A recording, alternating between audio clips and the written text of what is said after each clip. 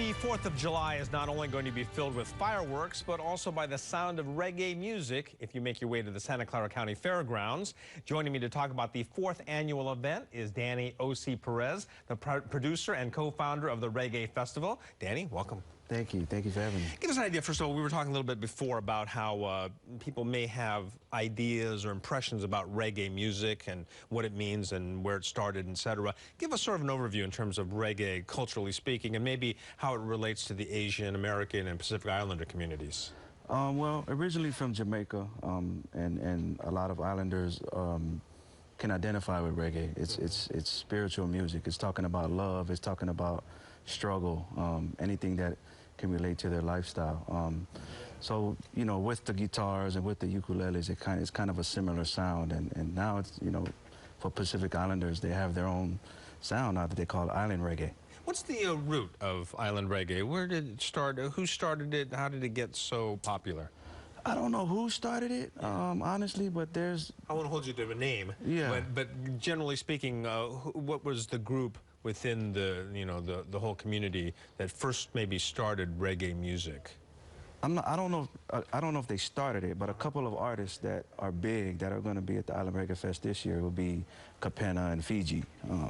Those are some of the godfathers that we know, that we've listened to as children, that our parents still listen to this day. I think people will be surprised how many people show up for this festival. It's very popular. Give me an idea here how you started it. How difficult was it to get it started? Just with a buddy of mine, the co-founder, Orly from Kukui Company. We just sat down and wanted to do something bigger for our community, for our people, something that our people can be proud of. I noticed that as we talked about kind of the root of reggae music and sort of the spirit behind it, and you can really feel it at the festival when you're watching people, huh? Definitely, definitely. What is it that you first wanted to kind of achieve when you started the festival? What is it that you wanted to get across, maybe not only to the community itself, but also the mainstream community? Just something that our people as Polynesians, as Asian Pacific Islanders can be proud of, something that they can call their own, but not limited to us. We want to showcase our roots and culture to other ethnicities and other people throughout the Bay Area, even around the world. Are there a lot of local artists creating the reggae sound here in the Bay Area? Oh, definitely. And one will be performing here tonight, Samu. So he's one of many that are in the Bay Area that's, you know, paving the way for a lot of artists. Now, you were at Great America and that facility for quite a while. This year, you're moving to the Santa Clara County Fairgrounds. Correct. Why do that? What does the Fairgrounds kind of offer you in terms of circumstance? The Fairgrounds offers us more space. At Great America, it was more of a concert. I didn't want it to be just a music-only event. I wanted it to be a roots and culture event where we can showcase dancing, art, food, a lot of different things that our culture has to offer. Ah, so people who have been to the festival before might see a different kind of festival this year, Yes, huh? it'll be big time different. What will be some of the, maybe for you, the important expansion of the festival culturally? We're doing a Polynesian dance showcase, so we'll be showcasing different dances from various islands throughout the South Pacific. We'll be showcasing a tattoo art part of which is big in the Polynesian culture, as well as a rugby sevens tournament, which is big in the Polynesian culture. Interesting. Well, you definitely needed to get to a bigger facility, huh? Yes. For people who are following it, who are some of the groups that are going to be performing this year?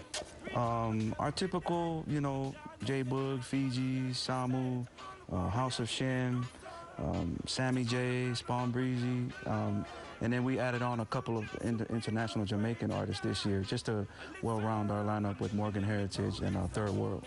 I don't know if it's been like any kind of a situation before or a problem before, but I was kind of impressed by the number of women reggae artists that I saw in talking about that. Is that something that has always been a part of reggae music, or are women and female performers becoming more a part of it? They're becoming more a part of it. And, you know, that's just through life, you know, women have always sort of taken the backseat, but now they have a lot to say and their vocals, and so we're trying to showcase them as well. Yeah.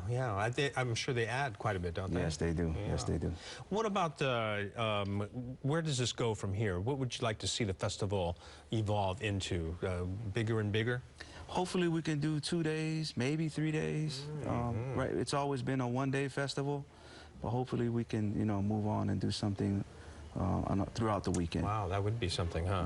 You know, make it like an experience. Sure. Yeah. Again, how big is, when is this going to start? It starts at 10 a.m., ends at 11 a.m. 4th of July, obviously, with fireworks and carnival rides for the little ones. Okay, got it. All right. Thank you very much. Thank you. We'll tell people about it. Congratulations on the festival. Yes, thank you. It keeps getting bigger every year. That's great. All right. Again, we'll show this to you again. The 4th Annual Island Reggae Festival, Saturday, July 4th at the Santa Clara County Fairgrounds. Kids 5 and under get in free. So for more information and tickets, go to islandreggaefest.com. Well, all this talk about reggae music makes me want to hear some reggae music, and you will, live, coming up next, so don't miss it.